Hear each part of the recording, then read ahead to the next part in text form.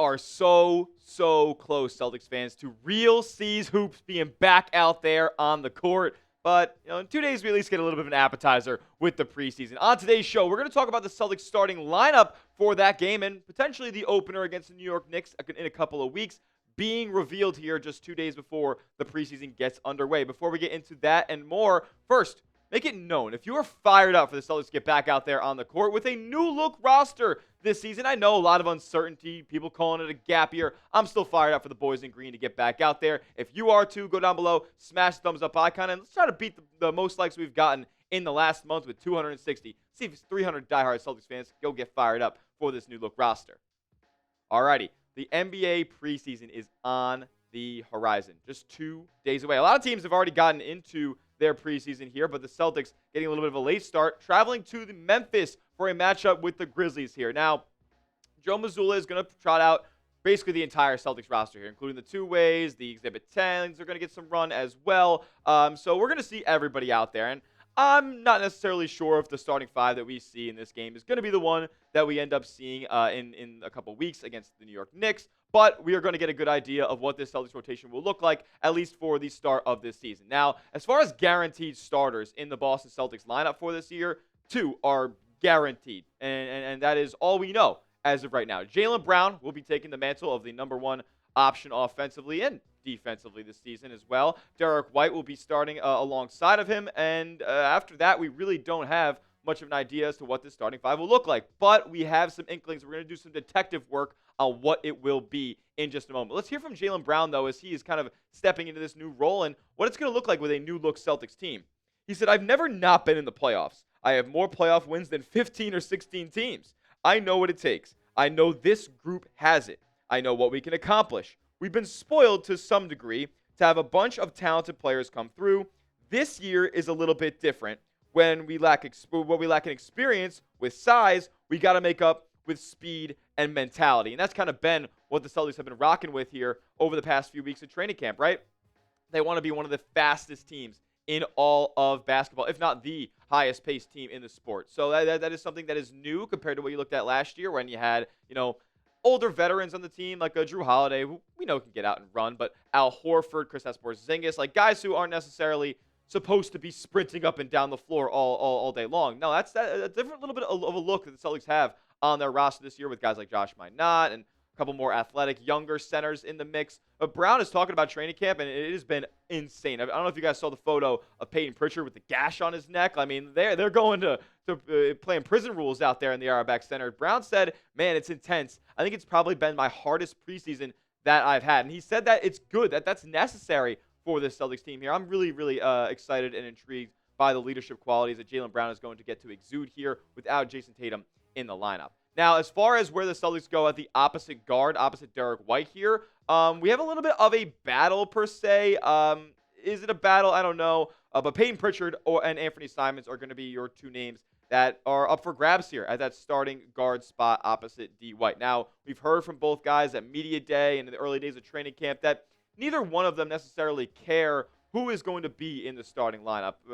Simons has been stressing that he just wants to do whatever it takes to be a winning player, contribute to a winning culture here. And Pritchard has kind of shared some similar sentiments here. He just knows that whatever his role is from Joe Mazzulla, he's going to take it in stride, and that is what a true leader does. A true leader isn't somebody who is, in the starting lineup, vaulted on the programs and all that stuff for the fans when they walk in the arena. No, it's someone who puts their head down, does the work, and just straight up grinds and does whatever job he's being asked to do out there on the court. And that's what Peyton Pritchard's going to do. And I think that's going to bode well for him when it comes time for Joe Mazzulla to reveal this starting lineup. Now, as far as we have the kind of the guards situated a little bit, Jaylen Brown there at the 3.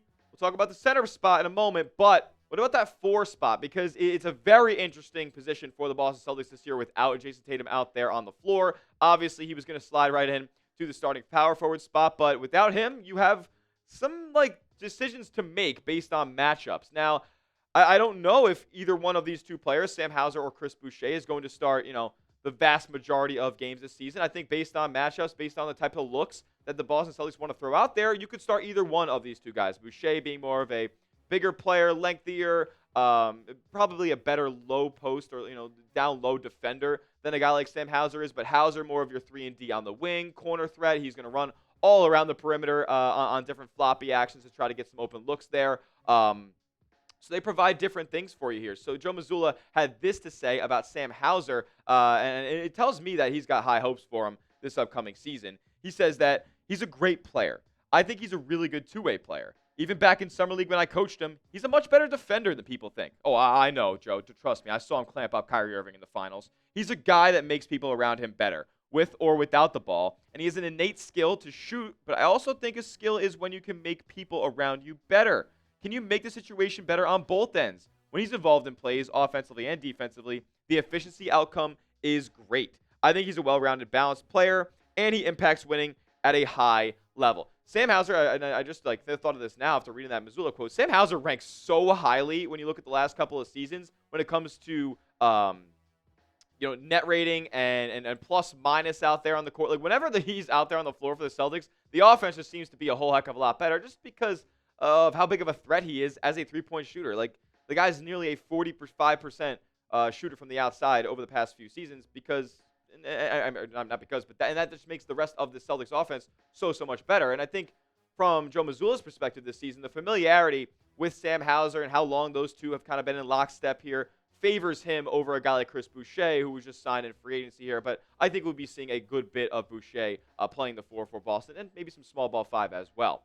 Now, as far as that center position goes at the 5 spot, unproven names, to be honest with you here. Neemias Queta, who Celtics fans are more familiar with, but also Luka Garza, who they brought in, and you could argue the more polished offensive player between the two. Both provide differing skill sets here, and at the end of the day, it seems like Neemias Queta is just going to get this starting job with the work that he's put in, with being a part of this rotation over the last 2 seasons.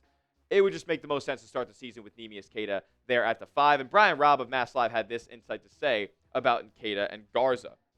He says that the Celtics did sign Luka Garza to a 2-year deal this offseason, and while league sources tell Mass Live that he is getting reps at center in practice, it does not sound like he's in the starting mix. Queta has been considered the favorite to start at center by most entering this year, creating a different dynamic for Boston's offense. We're going to talk about that different dynamic and the fact that the Celtics do not really have a stretch big on their roster outside of Chris Boucher really here that can be relied upon. And I don't even know how much you can rely upon Chris Boucher as a volume stretch big. Look, Queta performed really well this offseason in Eurobasket, playing for his home country of Portugal. And from what I saw in those highlights, he looks like he's ready to take the next step as an NBA player. So with that being said, your starting 5 looks like this. Peyton Pritchard, Derrick White, Jaylen Brown, Sam Hauser, and Neemias Queta is the 5 that I believe will start the season for your Boston Celtics. Not only in the preseason here, but also in a couple of weeks when they match up with the Knicks on their opener. So Pritchard, White, Brown, Hauser, Queta, all 5 players who were members of the Celtics championship team back in 2024. I think the familiarity favors this bunch, and it'll be a group that Joe Mazzulla feels comfortable with starting games, at least to begin this season. Fill in the blank for me. You guys just saw my starting lineup projection here after doing a good bit of digging. I don't think it's more of a projection. I think it's definitely a very educated guess here. The Celtics have the blank best starting 5 in the NBA this season. Let me know what you guys think down below in the comment section. How good is this starting 5? How good can it be? Coming up next, why is this the starting 5? What is Joe Mazzulla's rationale to put this 5-man unit out there, aside from the familiarity? We know that all 5 of these guys have at least some level of chemistry dating back a couple of seasons now, but what are the other reasons for this starting 5 being the one that it is, other than them just, being returners on this roster? We'll get to that in just a moment. First, though, I got to tell you guys about these awesome Celtics hats that are on sale right now. Love this corduroy one with the Celtics script there. What about this kind of like throwback-looking one with the rope and the cream top-colored brim? All these and more at this link right here, chatsports.com/Celtics hats. Love the khaki one as well, a little bit more my speed there. All these and more. These are just my favorite looks. Chatsports.com/Celtics hats to get yours today. Get a Celtics hat and rep your squad here. Gift giving season is on the horizon as well. So get your friend one, get your family one. I love this one as well with the Celtics skyline in the background as well. Chatsports.com/Celtics hats to get yours today. That link's in the comment section and description of today's video. Alrighty, here, let's talk.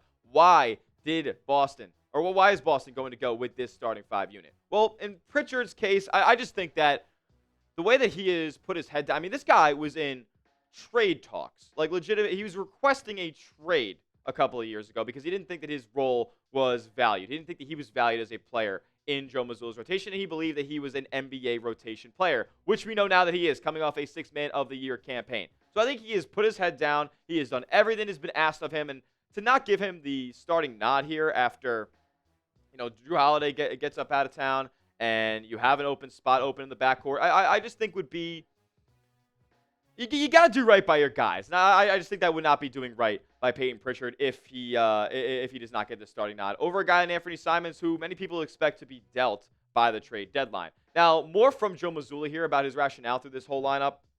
He says, listen, everything comes down to how can we take advantage of the roster and the strengths that we have. Now, I think this team has a good bit of three-point shooting. That's why I put Hauser in that 5. If you take a look at our team dynamics over the past 2 years, these were easy because there were 5 guys on the floor that could always shoot. This is the first year we don't have a stretch 5. So with that being said, yes, we don't have a stretch 5 this upcoming season, but at the same time, Joe Mazzulla is going to want to get up a high volume of threes. Not only do they want to play fast, but they probably want to play fast and get up a similar number of three-point attempts that they did over the past couple of seasons. Now, do they have the personnel with Tatum and Horford and Porzingis and Holiday to be able to, or without those guys, to be able to do that this year? Well, time will tell, but I'm sure they're at least going to attempt to be a high-volume three-point team to start the season. So I'm throwing Hauser and Pritchard in my starting 5. More from Mazzulla here. He says, I think your shot profile is always going to match the strengths of your roster, and so we have different types of strengths. We're a little bit younger. We're a little bit faster. We're a little bit more athletic. So at the end of the day, we're going to take shots that defense gives us, and we're going to look to find different ways to create 2-on-1s. That's been the number one thing that these Mazzulla offenses have been really honed in on, more than the high-volume three-point shooting, more than anything, creating mismatches, creating 2-on-1s, creating advantages for the offense. Because Joe Mazzulla looks at this like he's directing some sort of battlefield in a war. So he's just always looking for advantages over the opponent. That's going to continue to happen here, and the Celtics are going to get easy looks. All I've heard this training camp is that the Celtics want to play fast. They want to be the fastest team in the league. Well, time's ticking.